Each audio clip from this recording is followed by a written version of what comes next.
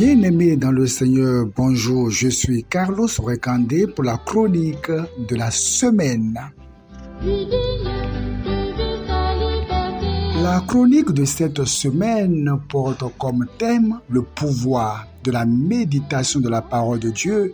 Comment méditer la parole de Dieu?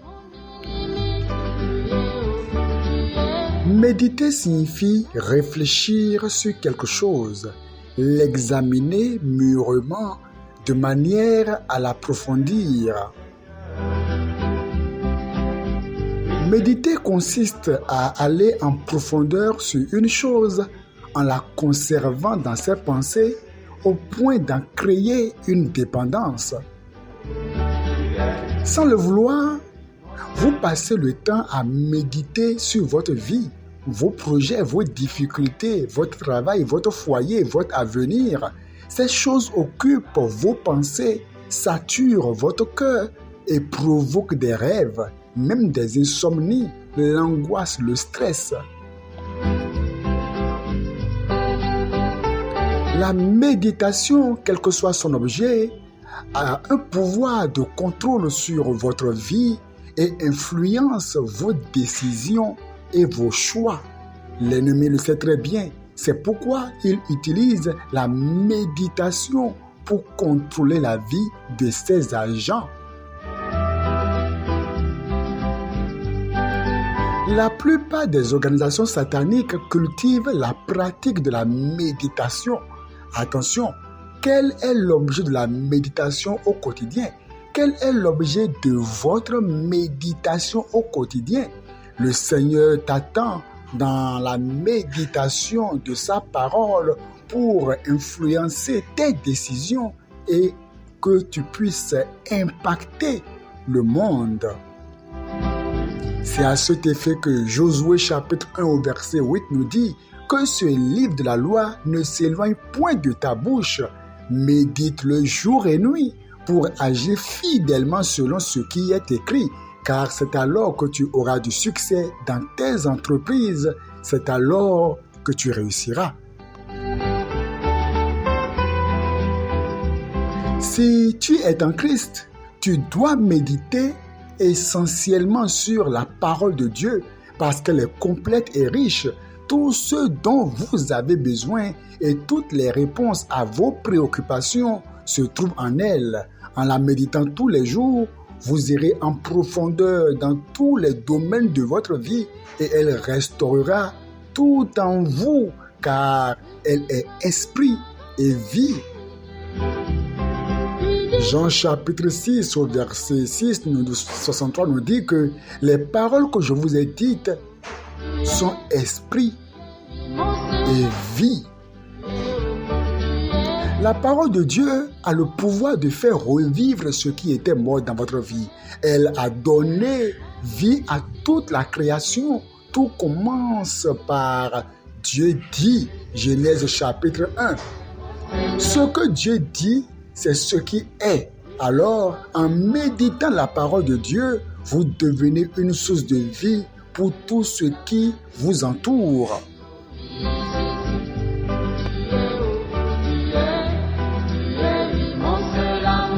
Méditer la parole de Dieu produit en vous un véritable changement parce qu'elle sépare votre âme de votre esprit, vous donne d'avoir une maîtrise de vos émotions et sentiments, permettant ainsi à votre esprit de recevoir les révélations de Dieu. Hébreux chapitre 4 au verset 12 nous dira que « Car la parole de Dieu est vivante et efficace, plus tranchante qu'une épée quelconque, à deux tranchants, pénétrante jusqu'à partager âme et esprit, jointure et moelle. Elle juge les sentiments et les pensées du cœur. »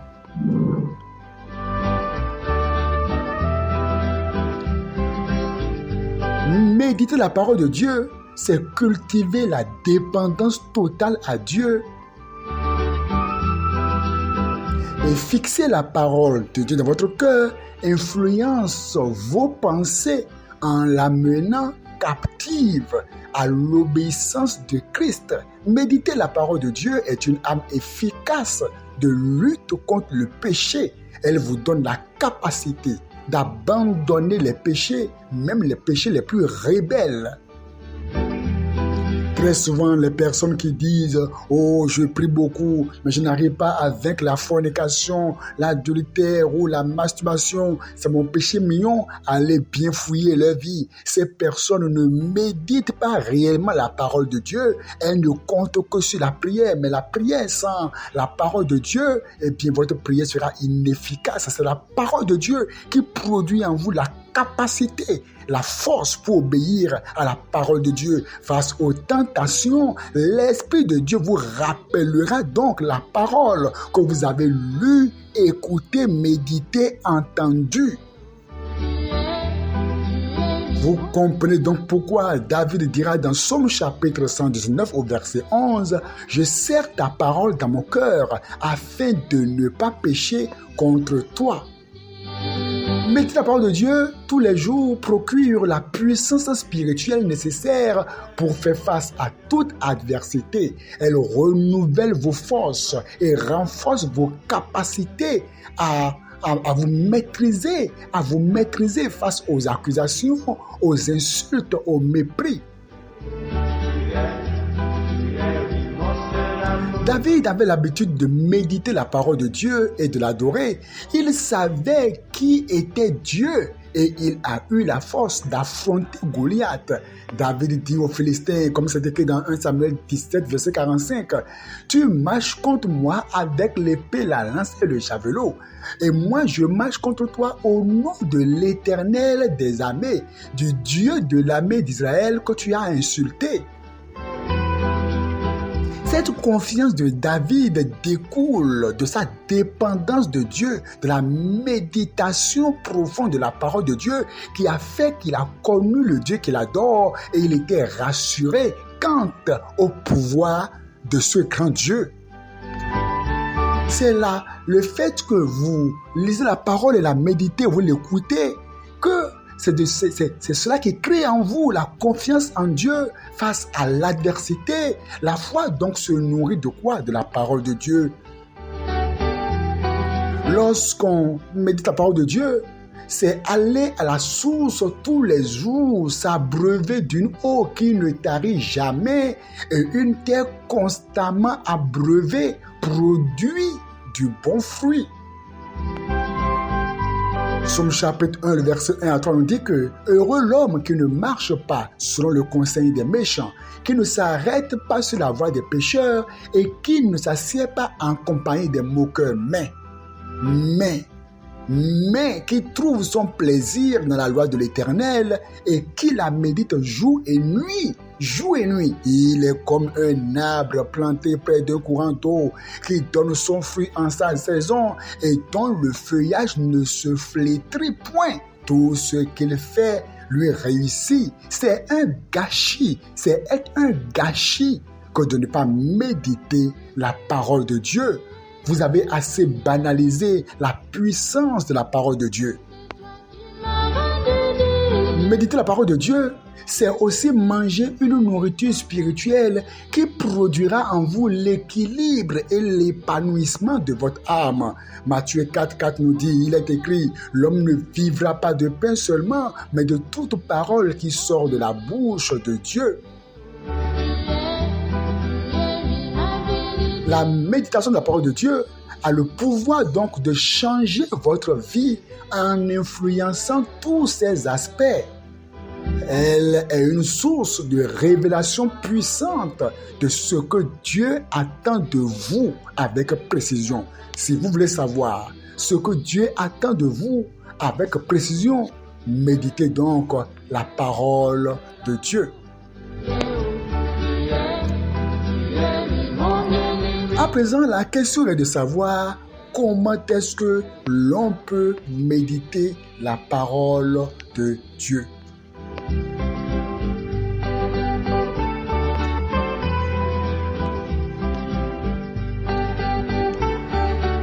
Pour méditer la parole de Dieu, il vous faut d'abord être sûr que vous êtes né de nouveau. Si vous n'êtes pas né de nouveau, vous ne comprendrez rien à la parole de Dieu, Vous risquez de lire la parole de Dieu comme on lit un roman et vous serez ennuyé et fatigué. Les personnes religieuses n'ont aucun plaisir, aucun goût à lire la parole de Dieu. Ça les ennuie. Comment donc méditer efficacement la Bible? 1. Il faut invoquer Dieu avant d'ouvrir sa Bible. Qui de mieux que l'auteur d'un texte pour aider à mieux comprendre ses écrits? Dieu est l'auteur de la Bible. Et la deuxième épître de Paul à Timothée, chapitre 3, verset 16, nous dit que toute écriture est inspirée de Dieu.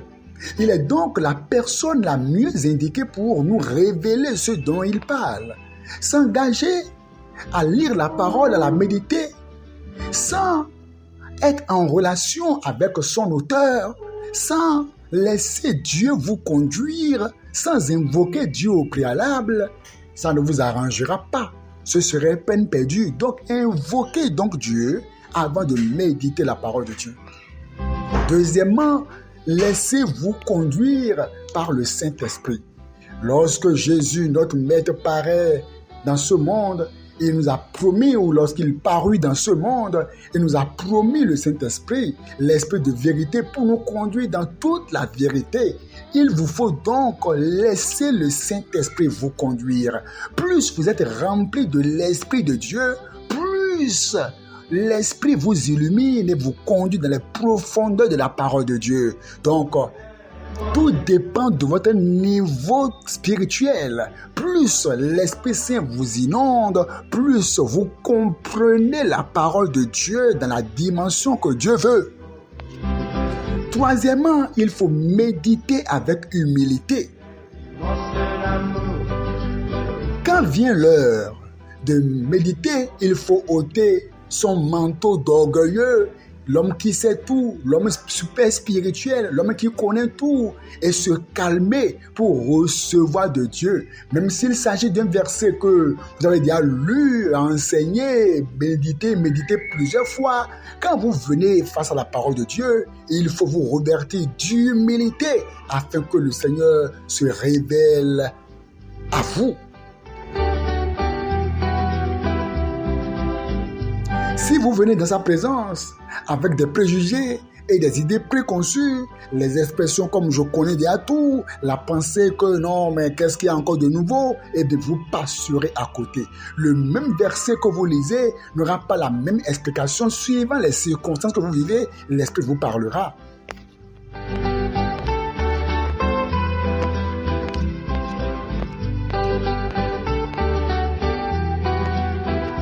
Autre chose, en méditant la parole de Dieu, ne cherchez pas quelque chose, mais quelqu'un. Lorsque nous nous engageons à méditer la parole de Dieu, nous ne devons pas chercher quelque chose, mais plutôt quelqu'un.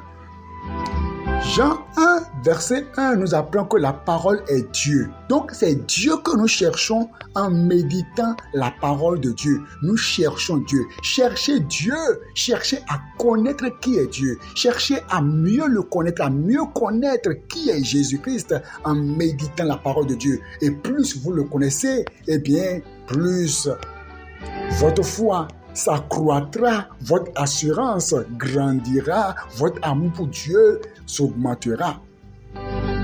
Pour terminer, la Bible en réalité ne se lit pas, elle s'écoute. Méditer la Bible, c'est tendre l'oreille à l'esprit.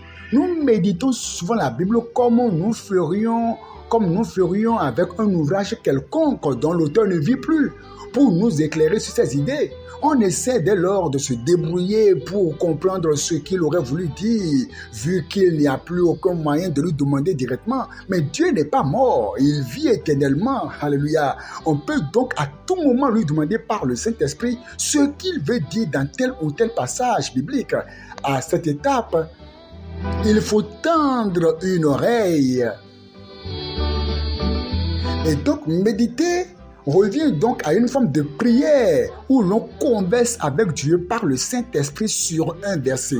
N'hésitez donc pas à vous arrêter et à demander au Saint-Esprit la révélation qui se cache derrière telle ou telle autre affirmation. Pour terminer,